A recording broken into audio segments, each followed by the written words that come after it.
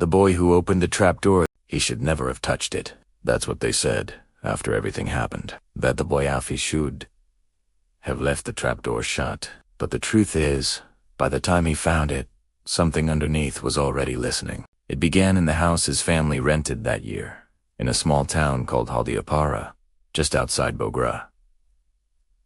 The place had stood empty for over a decade. The owner, a retired railway clerk named Karim, said it was cheap because of the termites. That's what Rafi's father believed, but people in town said no one stayed long, not since the water incident.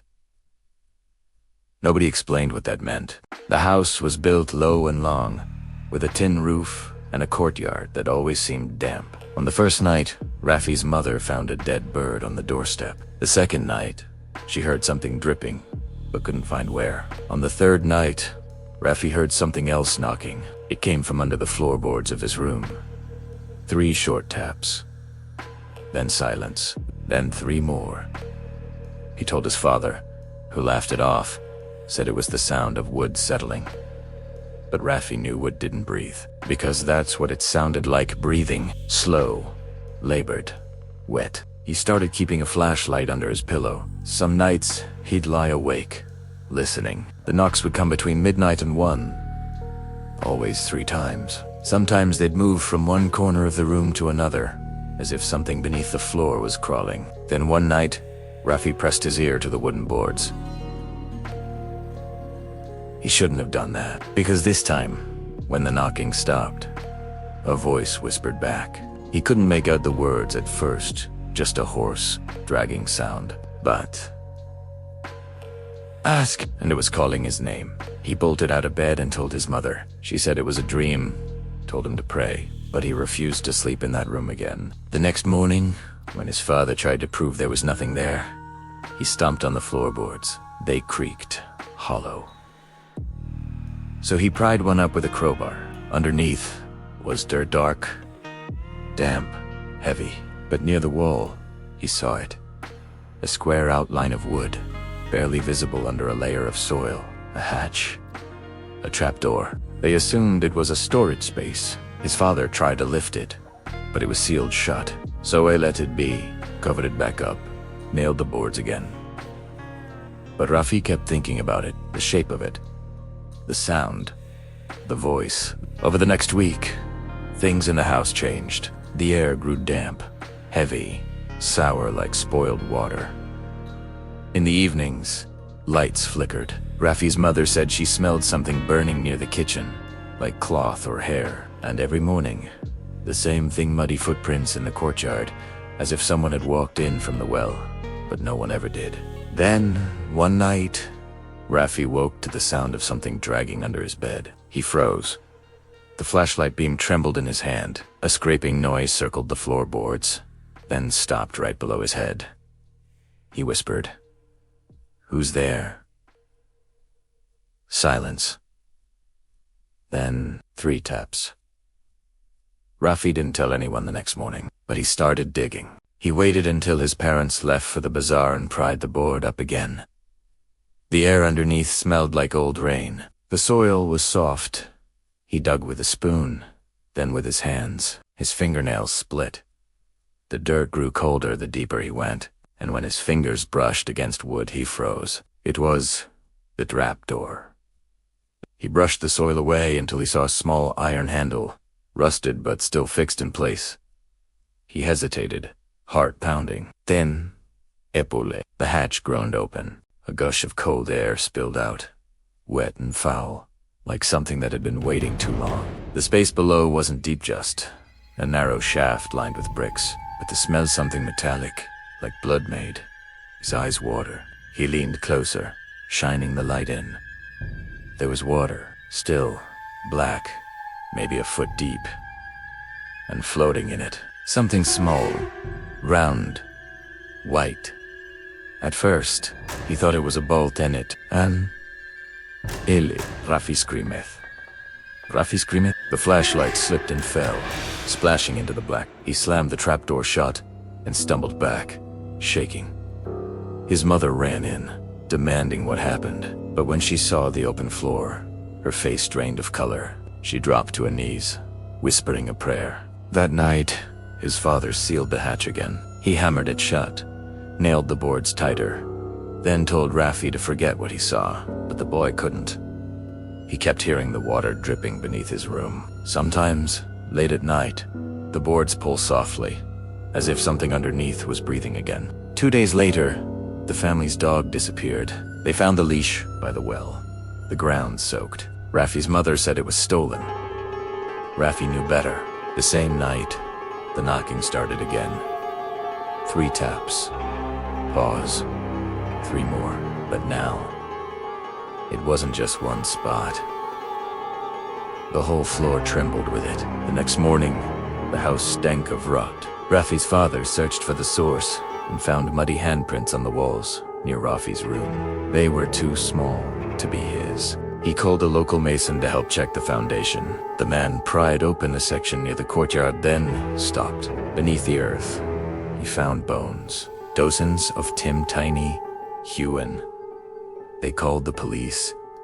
The house was searched. The well was drained. They found more children's bones, some still wrapped in cloth, all packed under the foundation like an offering. But the strangest thing was this. Directly below Raffi's room, buried under the trapdoor, was a narrow tunnel. It stretched out toward the old part of town toward the river. The police said the house had been used by a midwife years ago. She went missing in 1978. Some said she helped get rid of unwanted babies for women who couldn't afford scandal. Others said she made promises to the river, traded lives for wealth that never came. They never found her body. Raffi's family left that night. They never went back. But stories didn't stop. A few months later, construction crews came to demolish the place. They said the soil was unstable. The foreman, a man named Javed, worked the night shift to meet a deadline. At 2 a.m., his co-workers heard him scream. They ran to the site. The boards over Raffi's old room were split open, the hole gaping wide. Javed was gone. Only his helmet was found floating in muddy water that shouldn't have been there. They drained it the next morning. There was nothing beneath, but the workers said they heard something down there that night, something whispering, like a child calling from the dark. Open it again. They built a new house on the land 2 years later. A young couple moved in with their son. The boy was 7. Within a week, the same thing started happening. Footsteps. Knocking. The smell of wet earth in the middle of the night. One evening, the mother saw her son crouched in the hallway, ear pressed to the tiles. When she asked what he was doing, he said, "They're talking." "Who's talking?" she asked. "The ones under the floor." That night, she found muddy prints by his bed, small ones.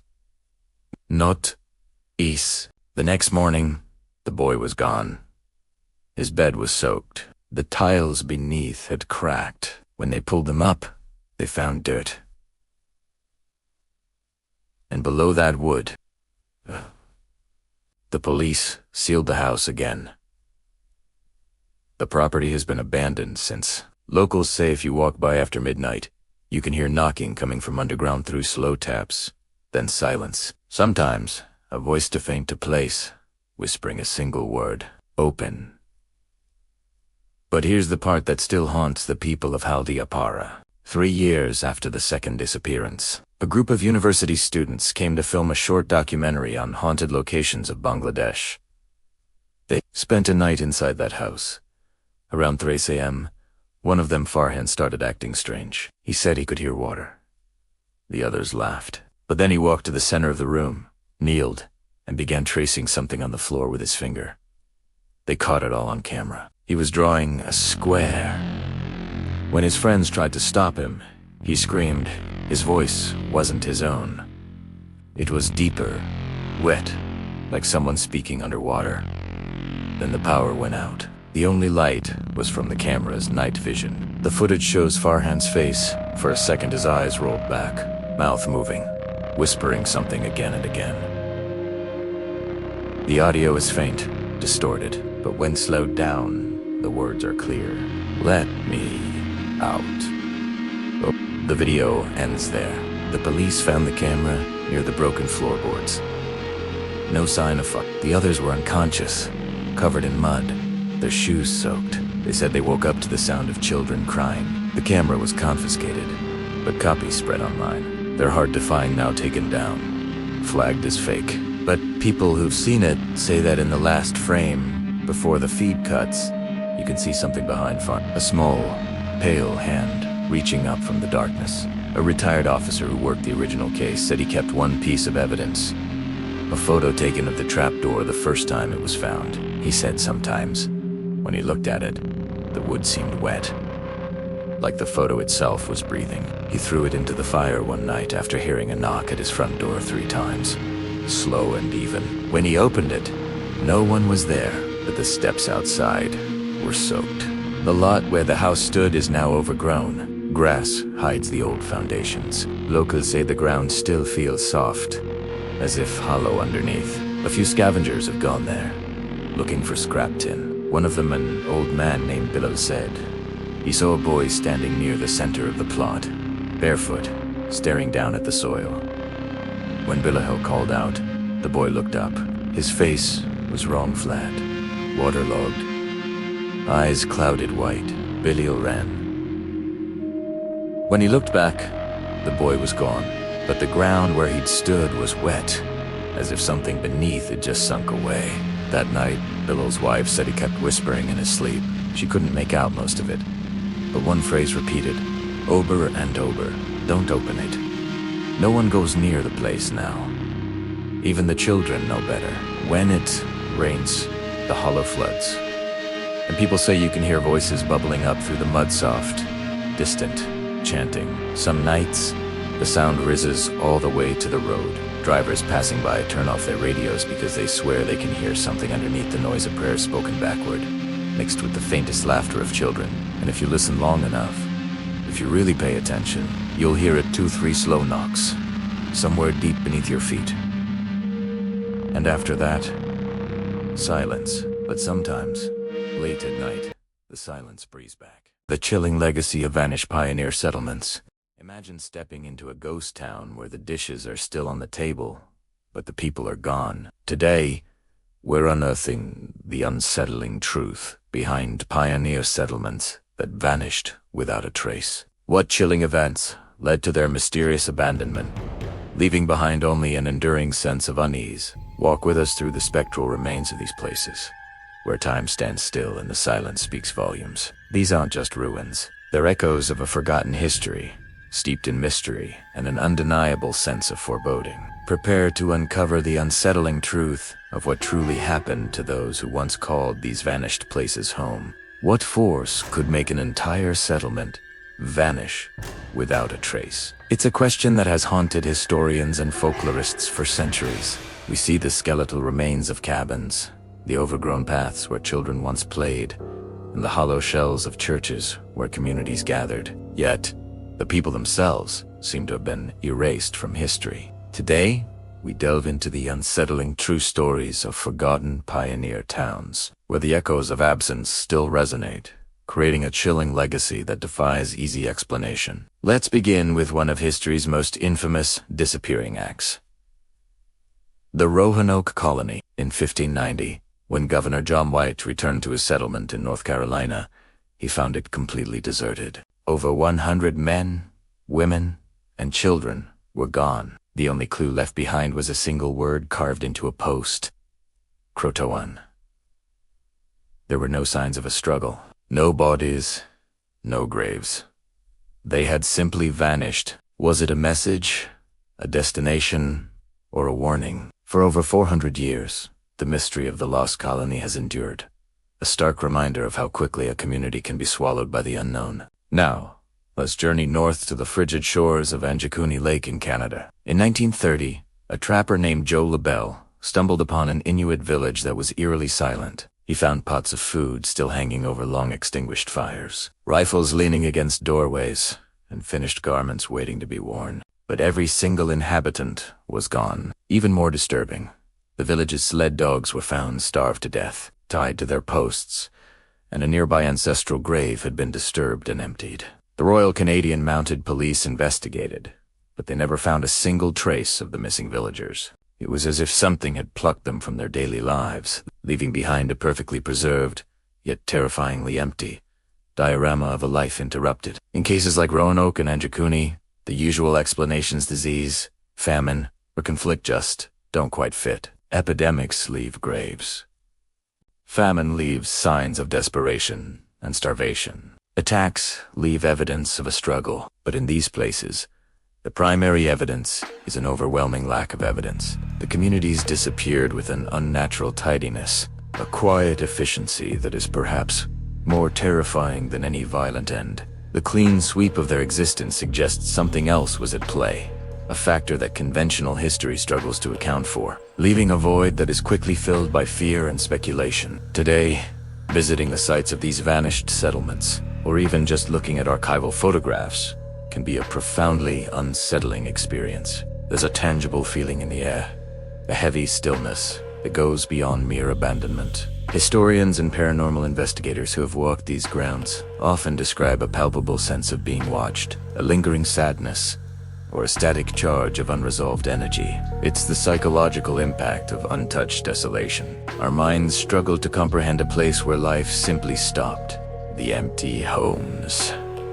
The silent streets, they serve as a direct confrontation with the fragility of our own existence, evoking a primal fear of being forgotten. When logical answers fail, human nature turns to the unconventional. Could extreme, localized weather events have wiped these settlements off the map in a way that left no trace? Unforeseen geological shifts, perhaps swallowing a village whole in a single, catastrophic moment. Or do we dare to venture into the realm of folklore? Many of these areas are steeped in local legends of strange creatures that stalked the woods or ancient curses tied to the land itself. These tales of cryptids and supernatural forces, while often dismissed, provided a framework for the pioneers to understand the inexplicable horrors they sometimes faced. They are the stories born from the darkness at the edge of the firelight. The truth is, we have a deep-seated need to explain the unexplained. The human mind abhors a vacuum, especially one shaped like a missing community. The folklore and superstitions that spring up around these mysteries are not just ghost stories. They are attempts to impose order on chaos. They are a way for subsequent generations to cope with the unsettling idea that a whole society can simply cease to be. Without reason or resolution, these legends, whether based in fact or fear, become part of the land's memory, adding layers to the chilling atmosphere that persists to this day. Preserving these forgotten histories is crucial. Even without clear answers, the stories of these vanished settlements serve as powerful monuments to the ambitions, struggles, and ultimate fragility of human endeavor. They remind us that for all our progress in technology, we are still subject to forces beyond our control and comprehension. I encourage you to look into the historical mysteries of your own local area. You might be surprised to find stories of lost hamlets or unexplained disappearances right in your own backyard. In the end, the most chilling legacies are not always defined by what is left behind, but by what is so definitively and completely missing. The empty space tells a story more terrifying than any ruin. The silence speaks louder than any scream. Thank you for joining us on this unsettling journey into the past. If you found this exploration as fascinating as we did, don't forget to like this video, subscribe for more dives into the unknown, and hit that notification bell. Stay curious, and stay safe.